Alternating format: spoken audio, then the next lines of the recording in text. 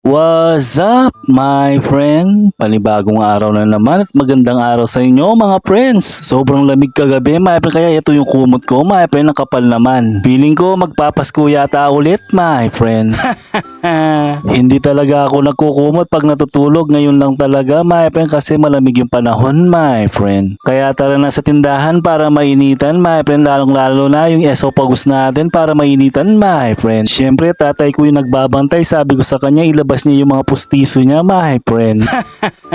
Joke lang. Nandito tayo sa tindahan, my friend, siyempre para maghanap ng pagkain, my friend. Kumuha muna ako ng tsa para mamaya titimplahan natin, my friend. At nandito na din yung nanay ko, kauwi lang, naggrocery siya, my friend. Kaya yung mga pinamili niya, my friend, lalagyan ko ng presyo para hindi tayo malito, my friend. At siyempre yung alalay ko, umextra na naman ulit, my friend. Kailangan natin lagyan ng presyo yung mga delata, my friend, para hindi na ako papasok sa loob ng bahay para magtanong kung magkano yung presyo ng bawat delata, my friend. Kakapagod kasi, my friend. Labas-pasok ka kapag hindi mo matandaan yung mga presyo nila, my friend.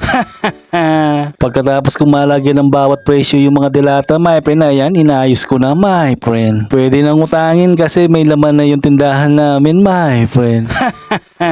Joke lang. Ang gandang tingnan kapag kumpleto yung paninda mo, my friend. Parang ikaw, nagagandahan ako sa iyo, my friend. Kung may bibili man, ayan, sasabihin mo na lang yung presyo, my friend. At nilagyan ko na din pala ng mainit na tubig yung tsa, my friend. Para yung esophagus natin mainitan at malinisan yung loob niya, my friend. Sumasakit kasi yung esophagus natin kapag sobrang lamig ng panahon, my friend. At maglalagay din pala ako ng juice sa freezer, my friend. Ayan, kasi yung mga bata gustong gusto nila yan, my friend. 6 na piraso lang kasi maliit lang naman yung freezer namin dito sa rep, my friend. At naiwan na din sa freezer yung cellphone ko, my friend. Bukas niyan hindi ko na magagamit. Sa bagay wala man pala tayong kachat kaya self-love na lang, my friend.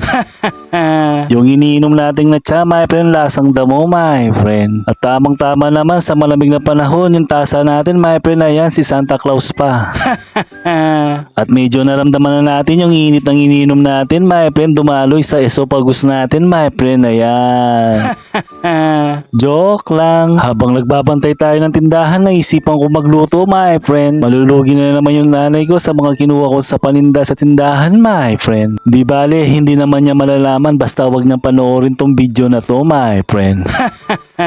Joke lang. Gagawa pala ako ng peanut sauce, my friend. Kaya yan, pinakulo ko na yung gata, my friend. Tapos nilagyan ko ng toyo, tapos curry powder, my friend. At peanut butter, my friend. Ayan, mga 3 kutsara lang siguro. Tapos halu-haluin mo lang, my friend. Dapat sa mahinang apoy lang kapag nagluto ka ng ganito, my friend. Kagad kasing natutuyot, my friend. At okay na yung peanut sauce natin, my friend. Ayan. Siyempre, pinalamig ko muna yung peanut sauce kaya ganyan na siya kalapot, my friend. Kaso hindi ko siya makakain, my friend. Wala pala akong lumpia, my friend. Kaya ginawa ko yung natitirang pagkain na lang namin kanina, my friend. Tapos sinausaw ko na lang, my friend. At okay naman yung lasa, my friend. Medyo iba yung lasa ng peanut butter, my friend. Kakaiba lang, my friend. Kasi hindi bagay sa ginawa kong sauce. Parang ikaw, hindi tayo bagay.